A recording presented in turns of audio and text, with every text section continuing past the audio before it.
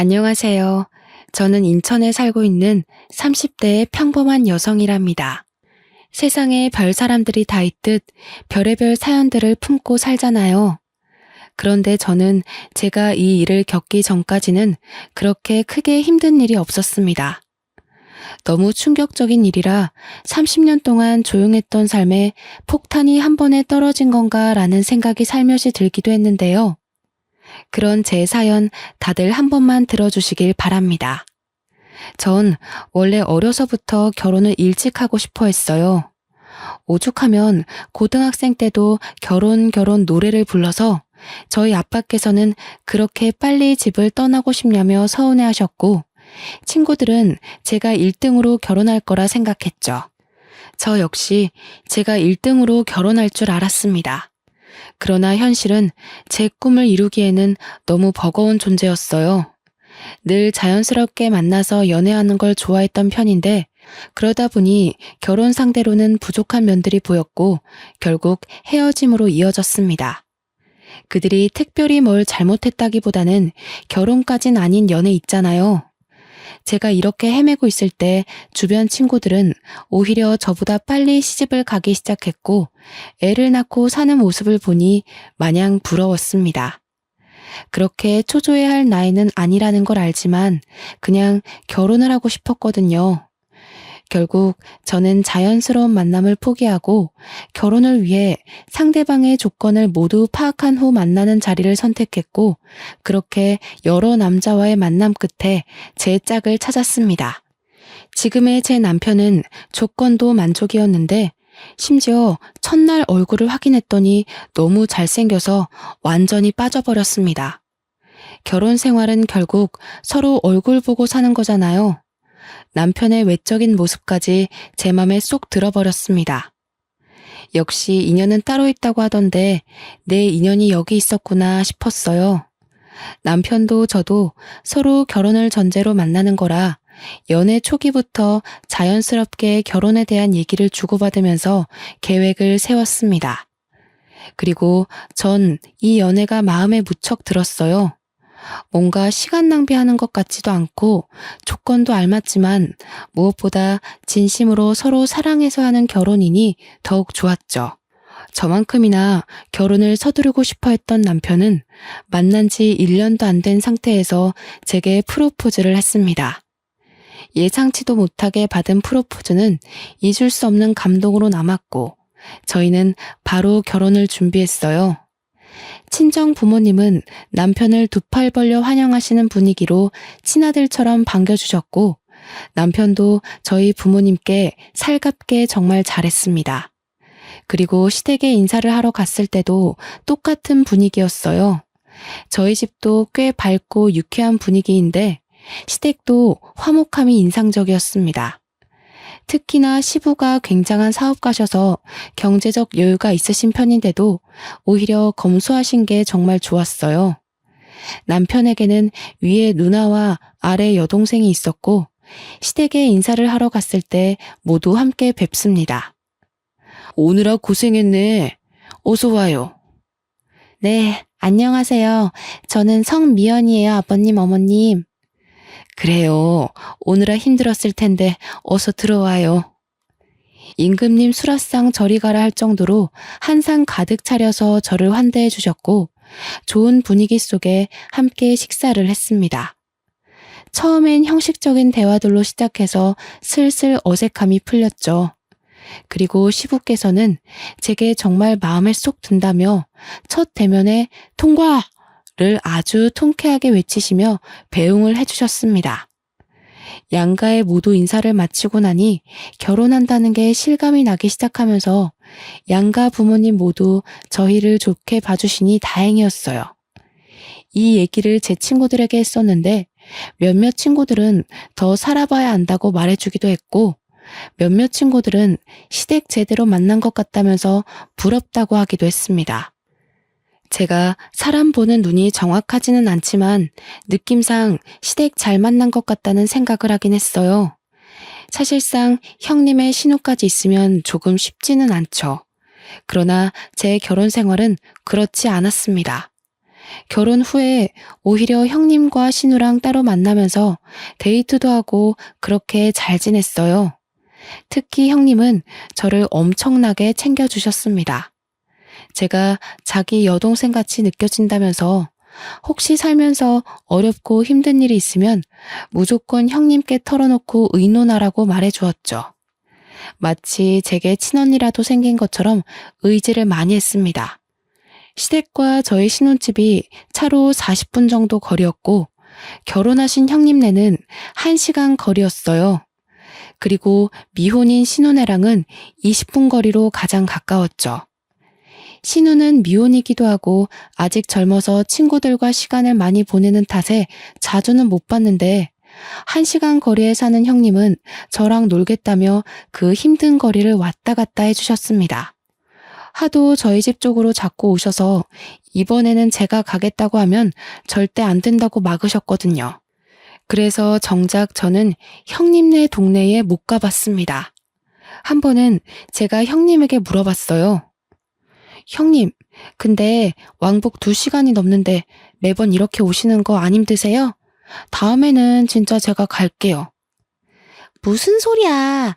옳게. 힘든 거 하지 마. 나는 운전하는 것도 좋아하고 그래서 상관없는데 옳게는 여리여리한 게 꼭 힘든 일 하면 쓰러지게 생겼잖아. 에이, 무슨 소리예요, 형님. 저 그렇게 연약한 사람 아니에요. 정말 다음에는 한번 초대해 주세요. 형님만 매번 저 위해서 고생하셔서 마음이 불편해요. 난 동생이 밑으로 둘이나 있잖아. 그래서 그런가 이렇게 하는 게 더 편해. 올케가 우리 동네로 오고 그러면 오히려 불편해서 제대로 놀지도 못할 것 같아. 그니까 그런 거 신경 쓰지 말고 보자. 얼굴 보는 게 중요하지. 누가 오고 가면 어때? 형님은 여장부 스타일의 정말 당차신 분이라서 안 친했을 때는 약간 무서웠는데 막상 친해지고 보니 이렇게 다정하신 분이었죠. 제가 힘들까봐 그게 싫어서 본인이 매번 저를 보러 오시던 분이셨고 올 때 또 빈손으로 오지도 않으셨습니다. 밑반찬이나 여자 몸에 좋은 것들을 막 사다 주시곤 했어요. 형님이랑 친해지면서 속마음도 들어볼 수 있었는데 제게 넌지시 말을 하더라고요. 옳게. 우리 부부 벌써 결혼 7년 차인가? 그런데 왜 애가 없는지 안 궁금했어? 그런 걸 뭘 궁금해요. 요즘 딩크 부부도 많고 부부 사생활인데 뭐하러 물어요, 형님. 고맙네. 나는 아기를 정말 낳고 싶었고 꼭 낳아야 했거든? 근데 3년 동안 애가 안 생기는 거야. 그래서 남편이랑 병원을 가서 검사를 해봤더니 내 자궁이 약해서 애를 못 갖는데. 말 그대로 불임인 거지. 의사한테 그 말 듣는데 너무 서글픈 거 있지? 그래서 남편이랑 그냥 둘이서 쭉 살기로 했어. 형님, 마음고생 심하셨겠어요. 아, 그때 생각하면 뭐 전부를 잃은 기분이었지. 실제로 전부를 잃은 것도 맞고. 그래서 나는 도준이가 결혼한다고 옳게 데려왔을 때 너무 기쁘더라고. 둘이 잘 살다가 자연스럽게 애도 낳을 거고 그럼 조카 생기는 거잖아. 난 진짜 조카한테 뭐든 다 해줄 거야, 옳게. 언제일지는 모르겠지만 태어날 아기는 좋겠네요. 형님, 정말 아픈 상처를 저한테 이렇게 꺼내주셔서 감사해요. 그간 왜 형님네는 아기가 없는지 살짝 궁금하긴 했는데 이날 형님의 말을 듣고 마음이 참 많이 아프더라고요. 또 한편으로는 부담 갖지 말라면서 말은 했지만 내심 조카를 얼마나 바라고 계실까 싶기도 했죠.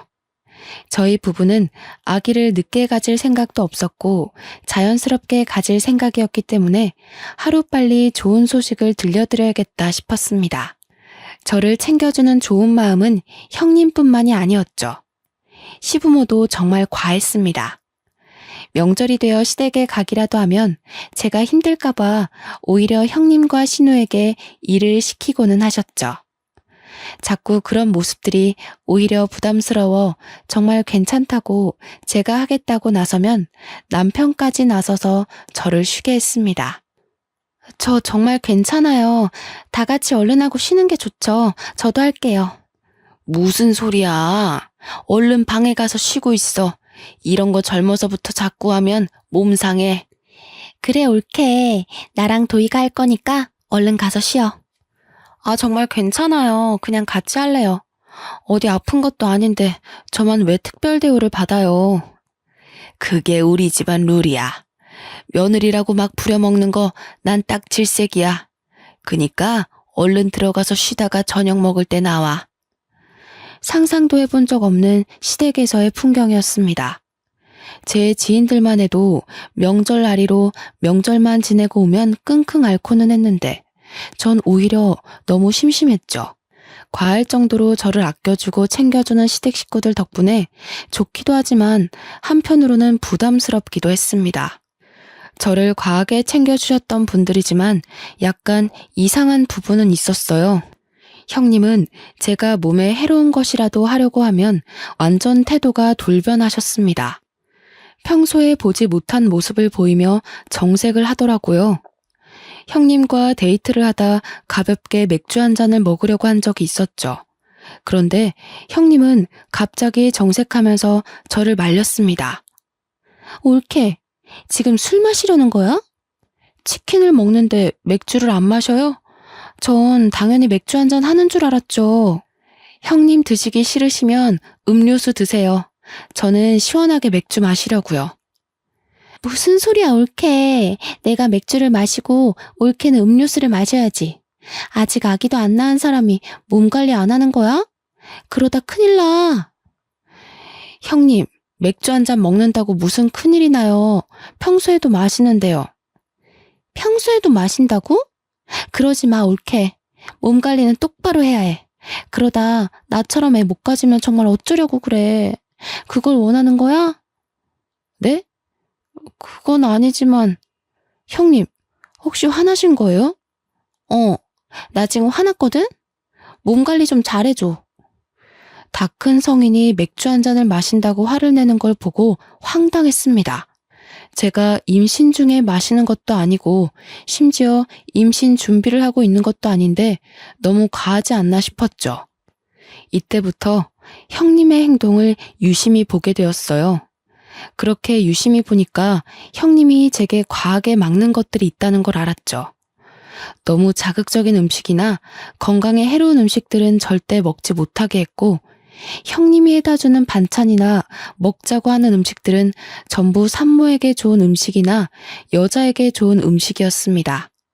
물론 가볍게 생각하면 임신을 생각하고 있는 저를 위해서 노력해 주신다고 생각할 수 있지만 결코 가볍게 생각할 수 있는 문제가 아니었죠. 왜냐면 시모도 가만히 있는데 왜 형님이 나서서 임신 압박을 은근히 주는 건지 모르겠더라고요. 이게 말로만 듣던 임신 압박이구나를 내심 깨닫게 되었습니다.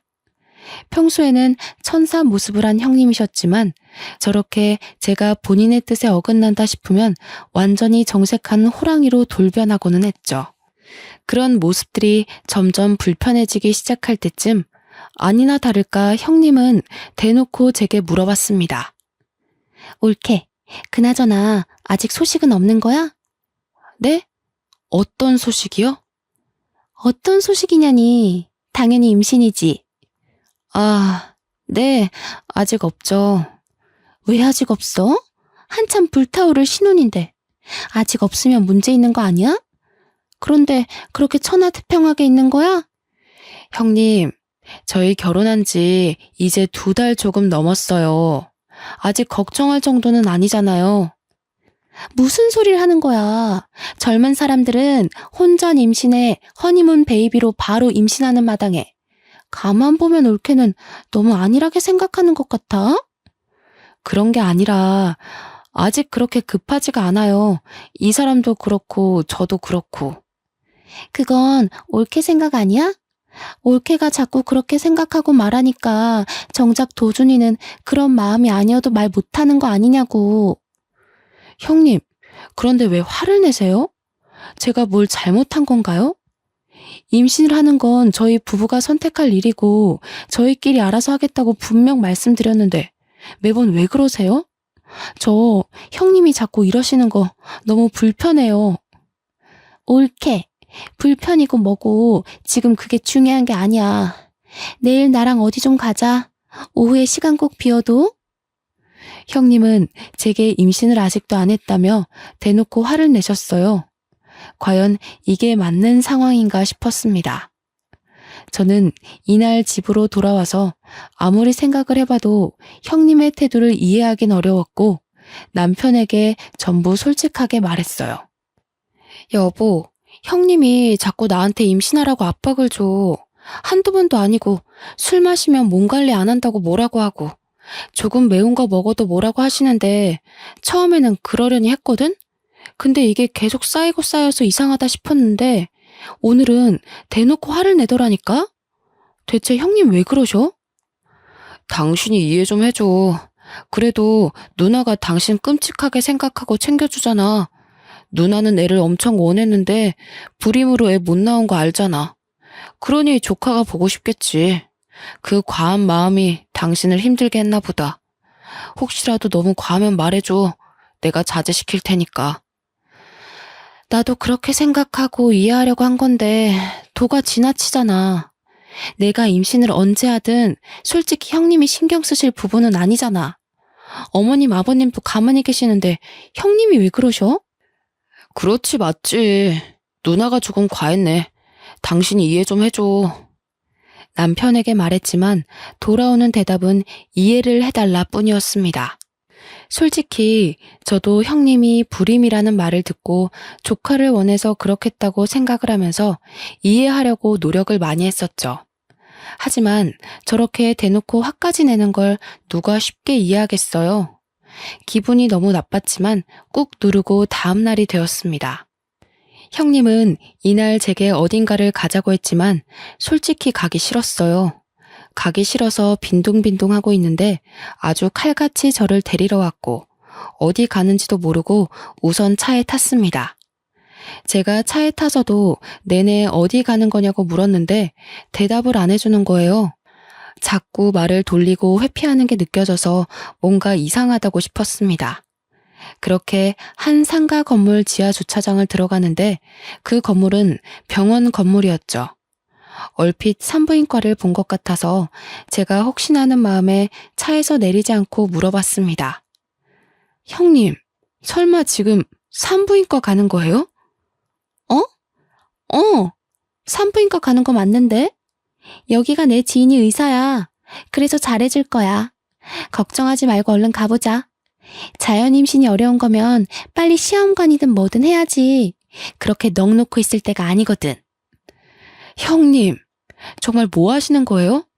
저랑 의논도 안 하시고 병원을 데려오세요. 지금 이거 너무 선 넘는 행동인 거 아시죠? 정말 많이 참으려고 노력하고 있는데 오늘은 도저히 못 참겠네요. 검사를 받더라도 제가 알아서 받을 거니까 제발 저희 부부 일에 신경 좀 꺼주실래요? 가긴 어디를 가. 여기까지 왔으면 검사라도 하고 가라니까. 검사하는 게 뭐 어려운 것도 아닌데 대체 왜 그래 어린애처럼. 제가 지금 검사하는 게 어려워서 이래요? 형님 행동하시는 게 기분 나쁘니까 그렇죠. 저는 형님이 잘 챙겨주셔서 진심으로 좋고 감사했는데 아무래도 적당히 선을 두고 보는 게 좋겠네요. 당분간은 따로 찾아오지 말아주세요. 전 그렇게 차에서 내렸고 저를 부르는 형님을 무시한 채 가버렸습니다. 집으로 오는 길 내내 아무리 생각해도 너무 화가 나는 거예요. 막말로 형님이 뭔데 저렇게까지 설치는지 모르겠고 불편하다 못해 오만정이 다 떨어졌습니다. 남편이 퇴근해서 돌아올 때까지 전 기다렸다가 남편에게도 말했어요. 나 오늘 형님 손에 이끌려서 강제로 산부인과 가서 검사받을 뻔했어. 나한테 한마디 상의도 없이 병원까지 갔다고. 내가 대체 어디까지 이해를 해줘야 하는데? 말 좀 해봐. 아, 정말이야? 누나가 너무 심했네. 내가 누나한테 그러지 말라고 말할게. 그러지 말라고 말하는 게 아니라 대체 왜 그러냐고 좀 물어봐. 나도 궁금해 죽겠으니까. 어머님, 아버님도 나한테 임신 강요를 안 하시는데 왜 형님이 저렇게 계속 스트레스를 주는 건데? 그리고 어디 한번 물어보자. 당신도 사실 아기를 빨리 원하는데 나 때문에 말 못하고 있다는 게 맞아? 어? 아니, 뭐 꼭 그런 거는 아니고, 그냥 빨리 생기면 좋기는 하지. 나한테는 그런 말 한 적도 없잖아. 그런 생각이 있으면 당사자인 나한테 말을 해야지. 왜 형님한테 말해서 전해 듣게 만들어? 결국 당신도 문제야. 이날 남편에게 엄청나게 퍼부었습니다. 형님을 대신해 남편에게 화풀이를 한 거죠. 남편은 한참을 제 말을 들어주다가 사실은 아이를 원한다면서 빨리 낳고 싶다고 말을 했어요. 이런 말을 아내인 제게 했으면 정말 좋았겠죠. 왜 저한테 안 하고 형님에게 했는지 모르겠더라고요. 전날 남편이 형님에게 연락해서 앞으로 제게 임신에 대한 압박을 주지 말라고 말하는 걸 얼핏 들었지만 모른 척 했습니다. 이후 형님은 정말 미안하다고 연락이 몇 통 왔었어요. 조카를 너무 원했는데 아무래도 본인의 방식이 잘못이었다며 사과를 한다고 했죠. 우선 사과를 받아줄 거지만 적당히 거리를 뒀으면 좋겠다고는 말했습니다. 예전처럼 너무 자주 만나는 건 원치 않는다고 말했어요. 이 말을 잘 포장해서 돌려서 말을 했고 형님도 알겠다고 하셨죠. 이미 제대로 정이 떨어졌고 불쾌함을 너무 느낀 상황이라 예전 사이로는 절대 돌아갈 수 없다고 생각했습니다. 또 형님의 진짜 모습을 봐버려서 그런가 더욱 예전처럼 지내기 싫었어요. 형님이 보고 싶든 보기 싫든 시댁에 가야 하는 명절은 돌아오고 형님이 싸운 후 처음 맞이하는 명절이 되어 시댁에 갔습니다. 여전히 저를 공주 대접해 주셨지만 이제는 제가 완강하게 나서서 일 꼭 하겠다고 그렇게 하지 마시라고 불편하다고 했죠. 그런 제 모습에 오히려 시댁 식구들이 다 놀랐지만 괜히 꼬투리 잡힐 일은 하지 않는 게 좋겠다고 생각했습니다. 그렇게 전도 부치고 음식을 만들다가 옷에 계란물을 흘려서 갈아입으려고 방에 갔죠. 저희 시댁이 2층 집이고 저희가 가면 2층을 사용해요. 옷을 갈아입고 2층에서 1층으로 내려오는데 1층에서 형님과 남편 그리고 신우가 다투는 소리가 들렸습니다. 시모와 시부는 방에 들어가서 쉬고 계셨거든요. 저는 뭔가 직감적으로 이건 꼭 내가 들어야 한다고 생각을 해서 엿듣기 시작했죠. 그럼 이게 다 나 때문이라는 거야?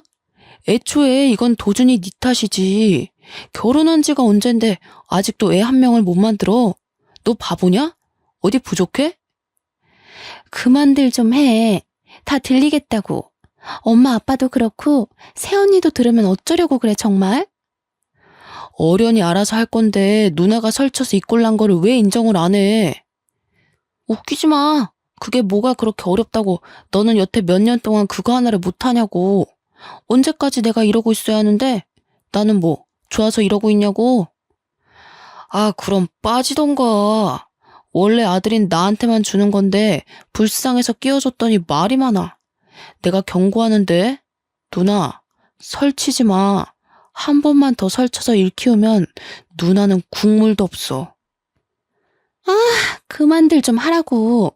기다려봐. 내가 망보고 올게. 딱 봐도 내용이 이상한 대화였고 신우가 망을 보고 온다는 말에 전 다시 계단을 올라갔습니다.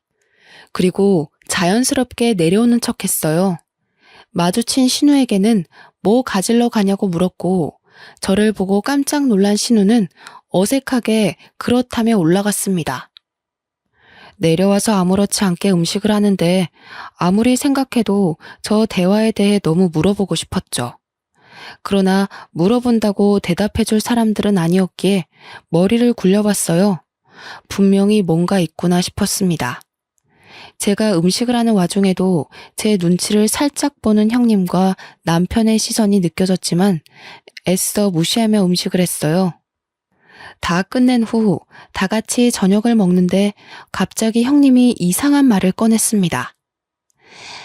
우리 엄마랑 아빠는 좋겠네. 며느리가 하지 말라고 해도 직접 이렇게 맛있는 명절 음식도 해주고. 좋기야 한데 정말 괜찮으니까 다음부턴 하지 마. 힘들어. 그래 세아가. 여기 식구가 몇인데 너까지 고생하니? 거봐. 들었지, 올케?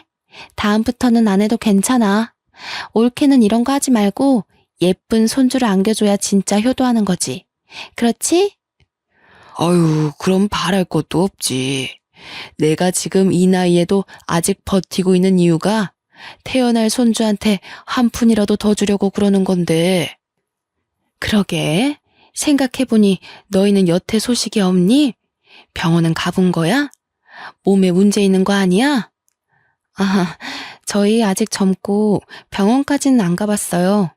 조금 더 노력해보고 그래도 안 생기면 같이 병원 가볼게요. 젊다고 생각할 문제가 아니야, 세아가. 요즘 식습관에 환경 문제까지 겹쳐서 젊은 아가씨들도 불임이 얼마나 많은데 그걸 가볍게 생각하고 있었어? 조금 실망인데. 하루빨리 병원 가서 결과 알려주도록 해. 내가 다른 건 다 세아가 너 편하게 해주지만 이 문제는 쉽게 넘어갈 게 아니야. 네, 알겠습니다. 딱 봐도 병원 가서 검사시키려는 형님의 속셈이 보였죠. 대화 내용도 그렇고 저렇게까지 해서 저를 병원에 데려가는 모습도 그렇고 아무래도 뭔가 있다는 생각을 떨쳐낼 수가 없었습니다. 저는 명절이 끝나면 신우를 찾아가기로 생각했어요. 신우는 형님과는 다르게 소극적이고 성격도 굉장히 착했습니다. 그래서 분명 계속 파고들면서 물어보면 대답을 할 수밖에 없을 거라 생각했어요. 남편에게도 티내지 않고 신우에게 오랜만에 데이트하자며 연락했습니다. 혹여나 이걸 형님이나 남편에게 말할까봐 신우네 집 근처에 볼 일이 있어서 왔다면서 아주 자연스레 밑밥을 깔았어요. 그리고 신우는 의심 없이 반갑게 저를 만나러 나왔죠.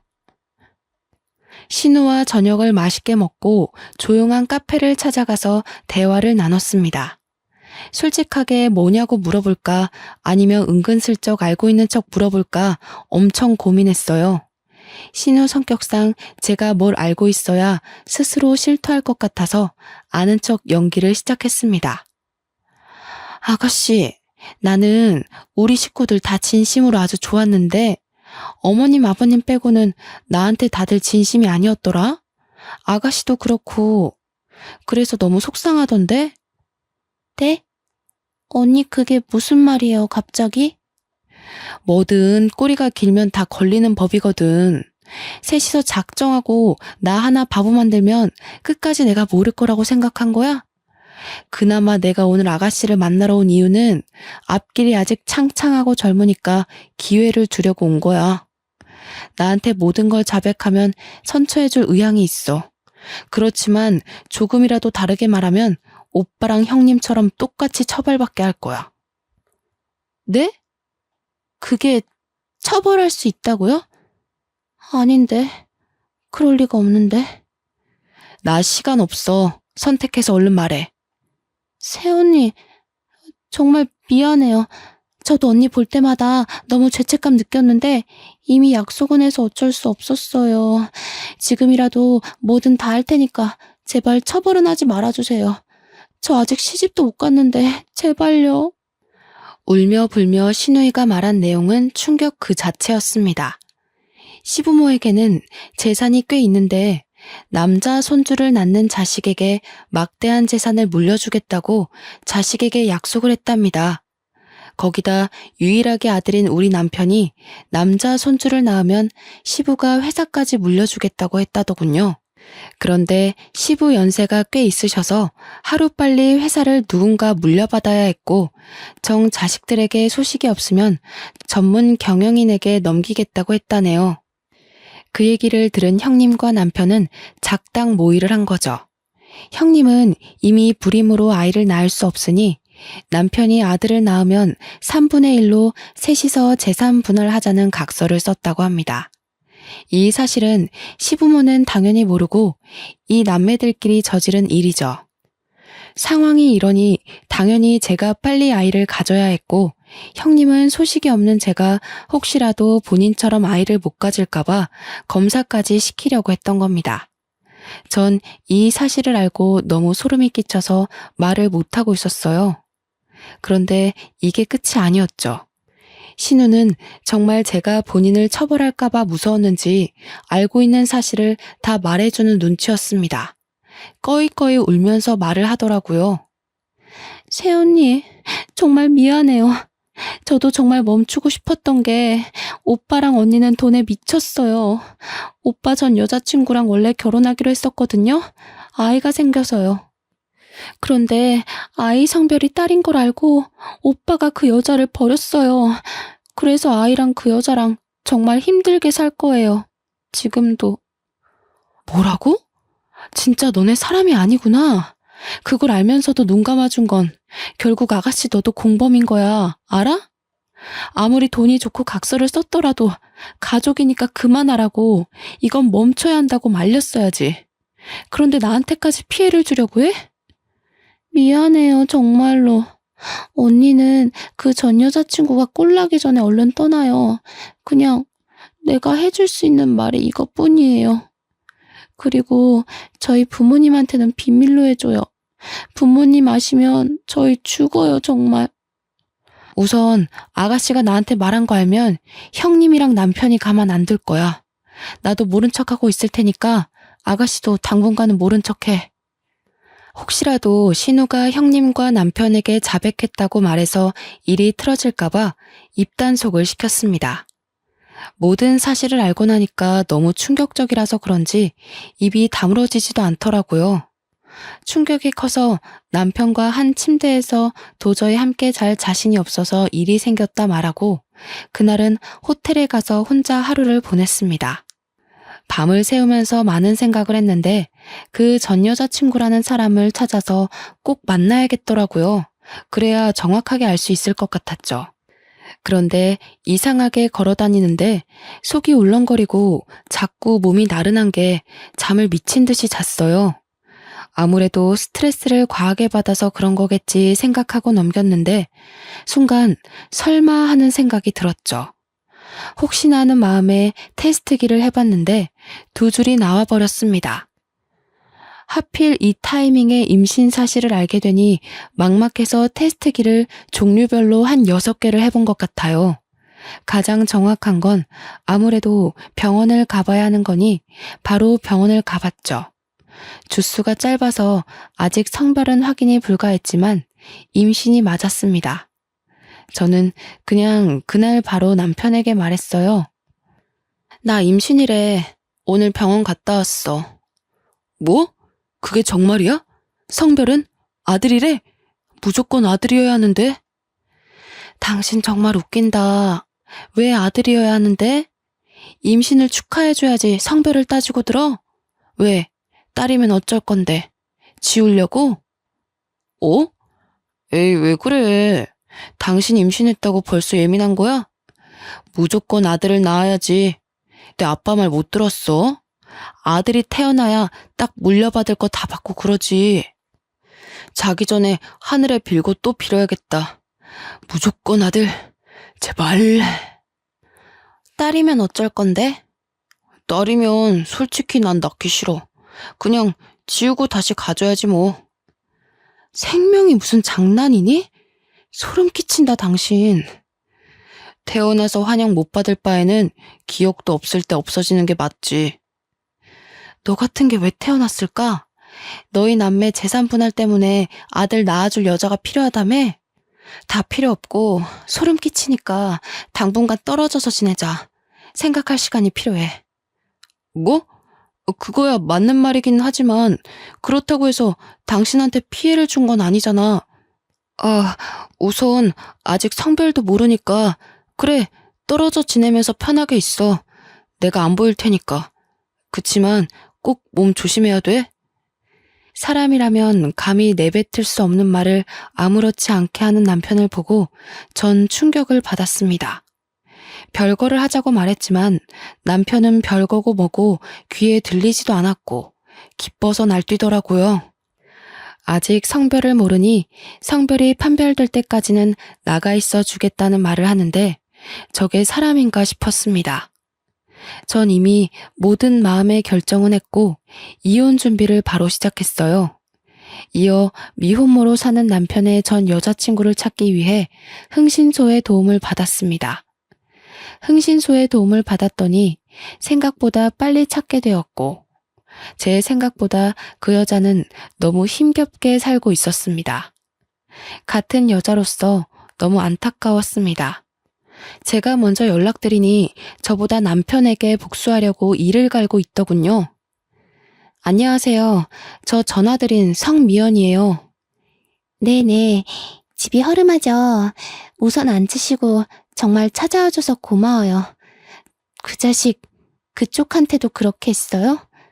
저랑 우리 딸 버리듯 그렇게 한 거예요? 그러려고 하고 있는 것 같아요. 저는 아직 초기라 성별을 모르거든요. 근데 아들이 아니면 지울 거라네요. 그 자식 사람 아니에요. 지가 결혼하자고 매달리고 또 매달리고 원치도 않는 임신까지 시켜놓고서 딸인 거 알자마자 처참하게 버리더라고요. 저는 그때 너무 어렸고 심지어 그 자식 때문에 부모님이랑도 연을 끊어서 갈 곳도 없었는데 정말 딸아이랑 둘이 얼마나 힘들게 살았는지 몰라요. 당장이라도 멱살 잡고 싶지만 먹고 사는 게 힘들어서 복수는 꿈도 못 꾸고 살았어요. 제가 도와드릴게요. 우리 그 복수 같이 해요. 저도 그 자식 가만 안 둘 거거든요. 그 여자의 말을 들어보니 마지막 순간까지도 남편한테 매달렸다고 합니다. 그렇지만 남편은 다른 여자가 생겼다면서 넌 이제 필요 없다고 아주 매몰차게 거부를 했다고 해요. 결국 딸을 가진 여자니까 버린 거고 재산에 눈이 멀어버린 괴물 같은 놈인 거죠. 저는 전 여자친구와 함께 복수를 시원하게 하고 끝내기로 마음먹었습니다. 다만 안정기가 될 때까지 기다렸어요. 그 기간 동안 따로 나가 살 집을 구했고 그곳으로 제 짐을 옮겨서 이사하고 있었습니다. 별거 중이라 집에 오지 않던 남편은 이 사실을 전혀 몰랐죠. 이혼을 준비하고 있다는 사실도 모르고 천하태평하게 지내는 남편이 웃겼습니다. 그리고 안정기에 접어들면서 성별이 아들이라는 것을 알게 되었어요. 저는 남편에게 성별이 아들이라고 메시지를 보내자마자 미친 듯이 전화가 왔죠. 여보, 세상에 아들이 맞아? 사실이야? 고생했어. 역시 우리 여보는 해낼 줄 알았어. 내가 정말 사랑하는 거 알지? 뭐 갖고 싶어? 내가 다 사줄게. 그러나 전 간결하게 딱 한마디만 하고 끊었습니다. 웃기시네. 나 너랑 이혼할 거야. 입 다물고 너희 부모님 집 앞으로 와. 아마 빨리 오는 게 좋을 거다.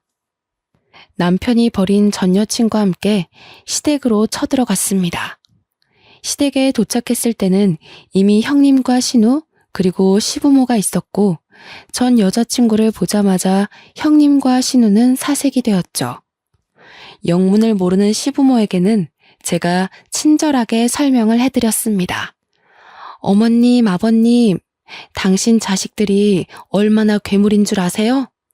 재산 그거 물려받겠다고 자기들끼리 각서까지 썼다네요. 제 남편이 아들 낳으면 3분의 1에서 나눠 갖기로요. 그리고 여기 있는 이 여자분은 저랑 만나기 전에 이미 남편의 딸을 낳으신 분이에요. 그런데 남편이 아들이 아니라 딸을 낳았다면서 이 여자분을 버렸다네요? 뭐라고? 그게 사실이니? 네, 제가 산 증인이죠. 제 딸아이가 벌써 5살이에요. 그 세월을 얼마나 피눈물 흘리면서 살았는 줄 아세요? 아무리 돈이 좋다고 해도 그렇지. 어떻게 그럴 수 있냐고 어떡해. 그 나쁜 자식 때문에 나랑 내 새끼는 매일 피눈물 흘리면서 살았는데 아직도 이러고 살고 있네요. 당신 아들은 돈에 미쳤다고요. 저한테 형님은 그러셨죠. 애 빨리 낳으라고 압박 주셨고 술도 한 모금 못 마시게 하고 마치 겉으로는 저를 무척 아끼는 척하면서 사실은 애 빨리 갖게 하려고 참 애 많이 쓰셨죠. 그런데 어머님, 아버님, 이 사람이 저 임신했다는 말 하자마자 뭐라 한 줄 아세요? 아들 아니면 지우고 다시 갖자던데요. 딸이면 낳을 필요가 없다고요. 그래서 저 이혼할 거예요. 제 말이 끝나자마자 시모는 뒷목 잡고 쓰러졌고 뒤늦게 도착한 남편은 전 여자친구를 보자마자 막 쫓아내려고 했습니다. 그걸 제가 말리고 있는데 시부가 남편의 멱살을 잡고 확 끌어서 뺨을 때리며 말했어요. 정신 차려. 네가 사람이냐? 내가 그런 뜻으로 너희한테 말한 줄 알아? 나는 괴물 새끼들한테는 돈 한 푼 줄 수 없다. 당장 내 집에서 나가. 이 말을 들은 남편은 저 때문에 모든 게 망했다면서 제 뺨을 때리더라고요. 그래서 저도 어이가 없어서 급소를 확 발로 차주면서 말했죠. 웃기고 있네. 야, 너 같은 건 씨 뿌릴 자격도 없어. 넌 죽을 때까지 절대 뿌리고 다니지 마. 여자들이 너무 아까우니까. 그러고 시댁을 나섰습니다. 몇 달 동안 남편과 이미 별거 중이었고 시댁 소식은 들을 길이 없었는데 그나마 신우가 먼저 연락해서 술술 말해주더군요. 전 남편은 집에서도 쫓겨나고 시아버님은 충격에 전문 경영인을 구하기로 했다네요. 너무 통쾌하더라고요. 웃긴 건 시부의 모든 경제적 지원이 끊겨버린 남편은 제게 다시 시작하자며 매달리기 시작했습니다. 제 뱃속에 아들이 있으니 다시 시부모님을 설득해서 자기가 회사만 물려받으면 모든 게 끝난다고요. 그 말을 듣는데 참 어이가 없었죠. 저는 완벽하게 무시하고 아예 연락을 차단해버렸습니다. 1년 전 잘생긴 아들을 출산하고 지금은 친정 부모님의 도움을 받으며 잘 키우고 있어요. 아이가 태어나자마자 시부모님이 조심스럽게 저한테 연락을 하셨어요. 본인 아들은 버렸지만 귀여운 손주 얼굴은 꼭 보고 싶다고 하면서요. 그 마음이 이해가 안 되는 건 아니었기에 지금은 전 시부모님과는 왕래하며 아들 얼굴도 보여주고 있어요. 아버님은 우리 아들이 커서 경영에 관심 있다고 하면 언제든 회사를 물려준다고 장난처럼 말씀하시더라고요. 저는 돈에 눈이 멀었던 전 남편과는 다른 사람이기에 그런 농담 하시지 말라고 하셨습니다. 지금은 아들 키우는 재미로 살고 있어요. 어찌나 하루하루 쑥쑥 크는지 한시라도 눈을 뗄 수가 없을 정도로 귀엽더라고요. 아, 그리고 남편의 전 여친분도 시부모님이 책임지고 좋은 집으로 이사도 해주셨고 모자란 생활비도 지원해 주신다고 그러더군요. 시부모님은 착하신데 어떻게 그 핏줄에서 악마 같은 전 남편이 태어났나 아직도 모르겠어요. 그래서 저는 아들을 키우면서 돈이 전부가 아니라는 것을 제대로 가르쳐 줄 생각입니다. 제 사연을 읽어주신 분들도 모두 행복하시길 바라며 마무리할게요.